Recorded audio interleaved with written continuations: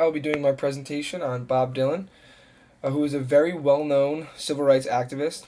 Bob Dylan began his fame back in the 1950s, and his views on the social environment were not strong one way or the other until his partner Suze Rotolo came into the picture in the early 1960s.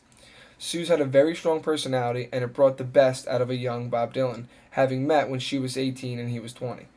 This relationship was really the launching point for Bob Dylan, and he began writing and producing songs like crazy. Many of the songs between 1962 and 1964 are later known as the beginning of his dip into the political arena, and later the civil rights movement. His second album came out in 1963 called The Freewheelin' Bob Dylan, that included many of the first songs associated with the movement. These songs included Oxford Town and Blowin' in the Wind.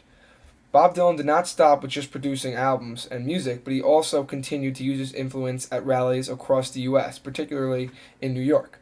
Bob Dylan played his strong, lyrically based songs around New York with the SNCC, or the Student Nonviolent Coordinating Committee, and the group called the Grassroots. In addition to the Grassroots, Bob Dylan aligned with other well known artists to spread the arms of their message as far as possible. A few groups or individuals that he aligned with were the Staple Singers, Pete Seeger, and Joan Baez. The Newport Folk Festival was performed in 1963, and this was a huge performance for Bob Dylan's fame standpoint, as he took the stage with Pete Seeger and Joan Baez, who were widely known already during this time period. At this time in the United States, there was social unrest between the African American community and the institutionalized racism put in place by the U.S. government. There are protests launched all around the country by both blacks and whites, boiling down to equality both legally and socially. The civil rights movement began in December 1955 when Rosa Parks was arrested for refusing to give her seat to a white individual on a bus. During the 1960s, several pieces of legislation were passed because of this movement, including the Civil Rights Act of 1964, which made segregation and discrimination illegal, the Voting Rights Act of 1965, suspending literacy tests and other voter disqualifications to protect the rights of minorities, and the Civil Rights Act of 1968, prohibiting the discrimination of the sale of equipment and homes in the United States. During this time, Martin Luther King Jr. began to rise in popularity, especially with the Montgomery bus boycott, lasting 382 days. He was later assassinated in 1968, and that event angered individuals associated with the movement, and the movement continued to take off from the legacy that MLK left. The movement was located in most of the big cities throughout the country, and overall the civil rights movement was a success as their goals called for equality in all aspects of society and the disappearance of discrimination. Bob Dylan's song Blowin' in the Wind, that I touched upon earlier, is a very important song for his cause and the movement. The song depicts some of the social injustices like discrimination and inequality of rights.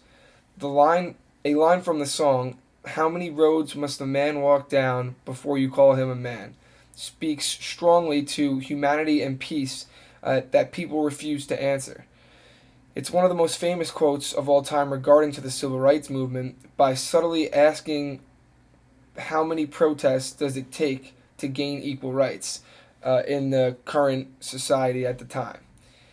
In an interview about the song, Bob Dylan says, "I still say that one of the biggest criminals are those that turn their heads away when they see wrong and know it's wrong. I'm only 21 years old and I know that there's been too many." The song has a thin monophonic texture with the guitar as the big instrument throughout. The rhythm is a very soothing and slow rhythm, which Bob Dylan uses to bring out the emotion and the meaning of the song.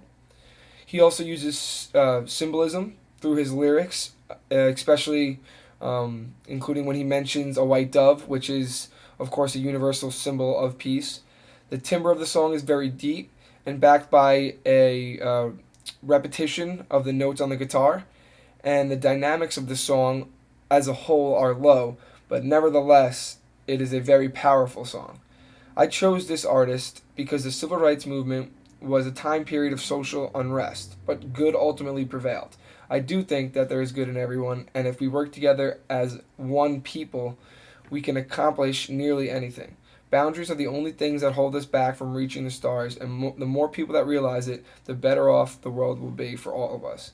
In addition, I chose Bob Dylan and the Civil Rights Movement because it can be said that there are events in today's society that closely resemble another movement, including the recent same sex marriage laws and equality for all people, regardless of their gender identity. There is always room for growth in society as long as we put ourselves in the shoes of others and be understanding in all situations.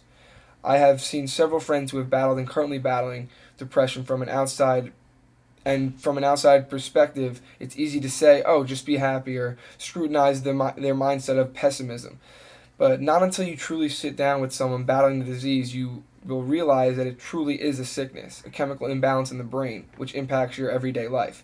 This ties right into the civil rights movement because there are many people living in that time that thought it was actually proper that segregation and discrimination existed throughout the country. And when we look back at it now, it's mind blowing that institutionalized racism existed for so long. It's important that we look back on our past so that we can learn from our mistakes and making the future better for our children and our children's children.